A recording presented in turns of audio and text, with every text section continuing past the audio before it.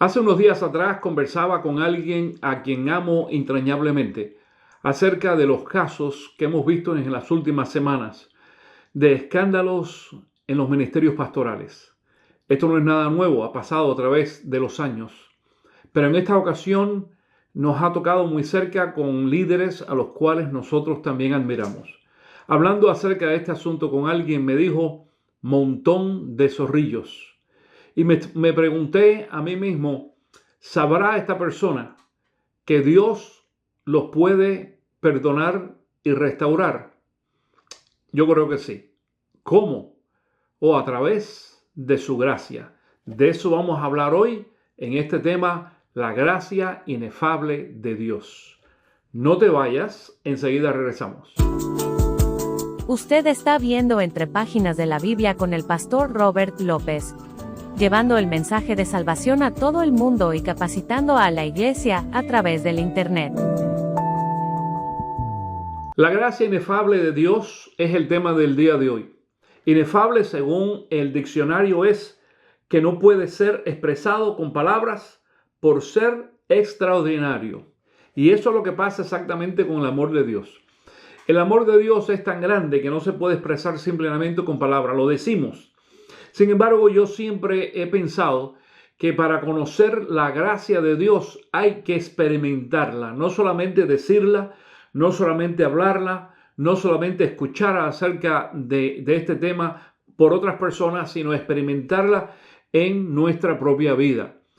Mientras nosotros más hemos pecado realmente como creyentes, más vamos a experimentar la gracia de Dios. Claro, como dice el apóstol Pablo, no para tener más gracia vamos a continuar pecando, pero todos nosotros somos pecadores y en alguna ocasión hemos entendido de que el pecado en nuestra vida ha sido a veces que hasta repetitivo y la gracia de Dios ha sido capaz no solamente de perdonarnos, sino también de restaurarnos. La gracia es un tema constante en la Biblia.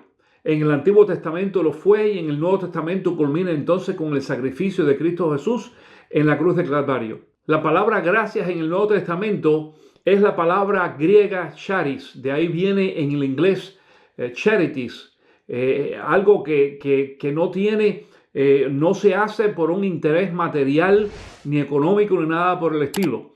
Es algo que significa favor, bendición o bondad.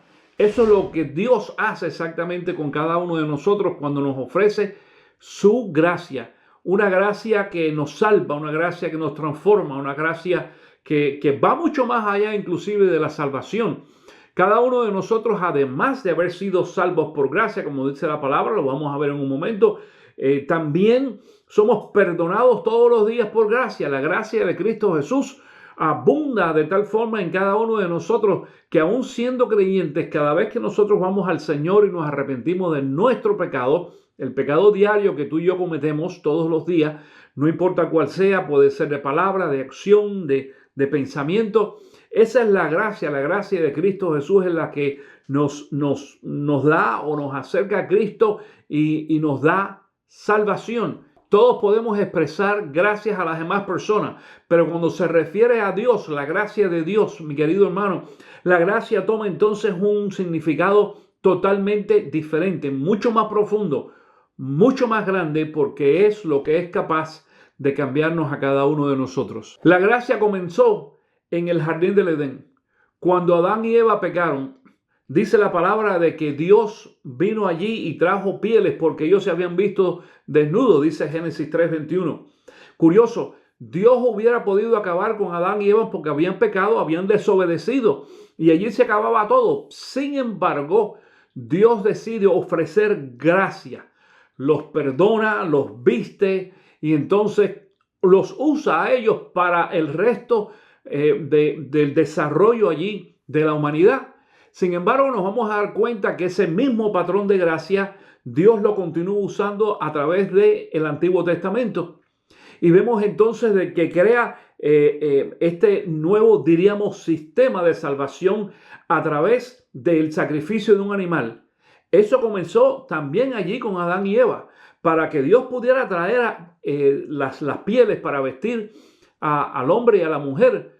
tuvo que sacrificar un animal y por primera vez entonces vemos allí el derramamiento de sangre. Ese derramamiento de sangre lo vemos entonces a través del Antiguo Testamento hasta la cruz, cuando Cristo Jesús entonces derrama su sangre por nosotros. Sin embargo, quiero decir esto, no es la sangre de los animales la que nos salva a nosotros. La sangre viene a ser un símbolo, sino el hecho de que el hombre cree entonces en el sacrificio de Cristo Jesús. Hebreos 10:4 dice exactamente eso, que la sangre de los animales no nos podían salvar. Sin embargo, ese símbolo que Dios puso cuando el hombre sacrificaba un becerro para que la gracia de Dios se activara y los perdonara de sus pecados. Continuamos entonces en el Nuevo Testamento con la misma costumbre, pero ahora entonces ya no es el becerro, es Cristo Jesús. Ahora, ¿qué nos ofrece Cristo a nosotros a través de su gracia? 3 cosas te voy a mencionar hoy. Son mucho más que 3, pero las 3 principales es, número 1, la salvación. Jesús nos ofrece salvación a través de la gracia. Dice Efesios 2:8, porque por gracia ustedes han sido salvos mediante la fe.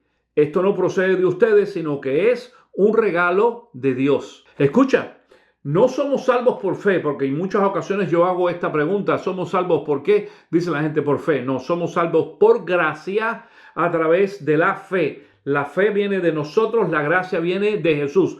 Tú puedes tener toda la fe en Jesús, si Jesús no aplica su gracia, tú y yo entonces no seríamos salvos. Número 2, Jesús nos ofrece a través de su gracia perdón también, perdón por nuestros pecados.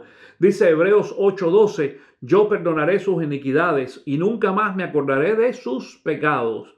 Y Efesios 1:7 dice, en él tenemos la redención mediante su sangre, el perdón de nuestros pecados conforme a las riquezas de su gracia.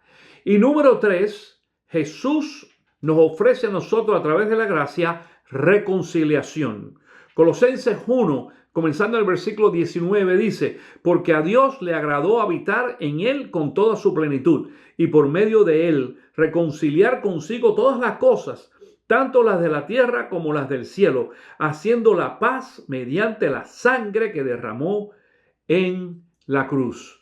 Mi querido hermano, aunque sí es cierto, es una pena ver a esta serie de líderes que han fallado, que han cometido pecado. Dicen algunos, cayeron de la gracia. No cayeron de la gracia. Atención, yo y este ministerio no cree en la pérdida de la salvación.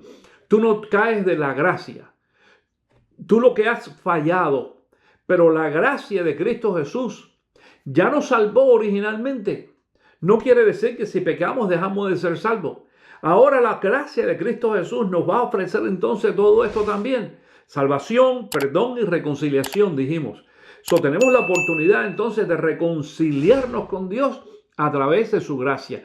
Yo creo que muchos de estos líderes que han caído en estos últimos días y otra vez años, porque esto ha pasado a través de los años, hay una gran lista que pudiéramos mencionar y yo no voy a mencionar ningún nombre porque es posible que tú estés viendo ahí las noticias y estés al día de las cosas que están pasando en los últimos tiempos con los ministros. Bueno, déjame decirte una cosa.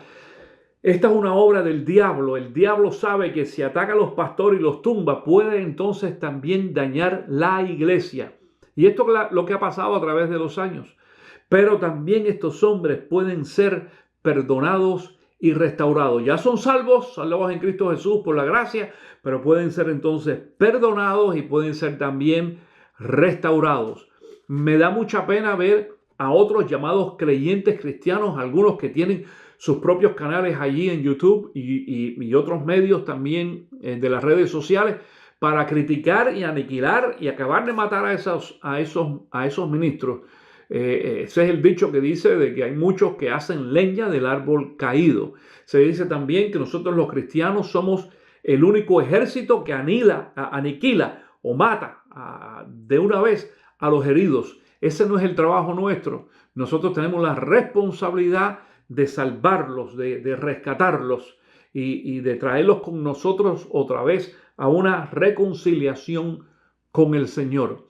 La semana que viene te voy a hablar de la continuación de esta enseñanza, algo que tiene que ver muy importante con este proceso que Dios hace también con aquellos que han caído. Digo esto porque si tú, aún sin ser pastor ni nada por el estilo, has cometido un pecado y has caído y te sientes entonces separado del Señor, quiero decirte que necesitas entonces apegarte a la gracia de Dios, esa que te salvó, para que también te perdone y te restaure.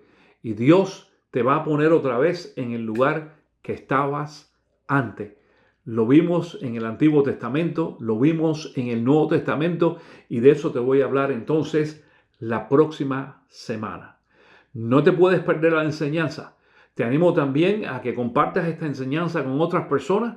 Si no te has suscrito todavía a nuestro canal, hazlo ahora para que puedas también recibir las notificaciones cada vez que subimos alguna enseñanza. Gracias otra vez por estar en contacto con nosotros y te espero en la próxima enseñanza aquí en Entre Páginas de la Biblia. Que Dios te bendiga.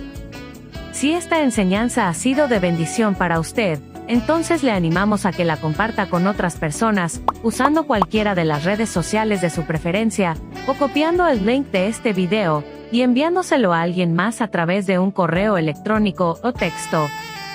Además, no olvide suscribirse a nuestro canal, presionando el botón de la derecha en la pantalla, y recibirá notificaciones cada vez que publiquemos una nueva enseñanza.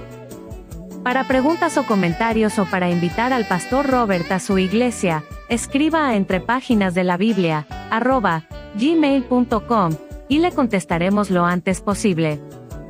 En nombre de todo el equipo de producción, le damos las gracias por su preferencia y los esperamos en una próxima edición de Entre Páginas de la Biblia.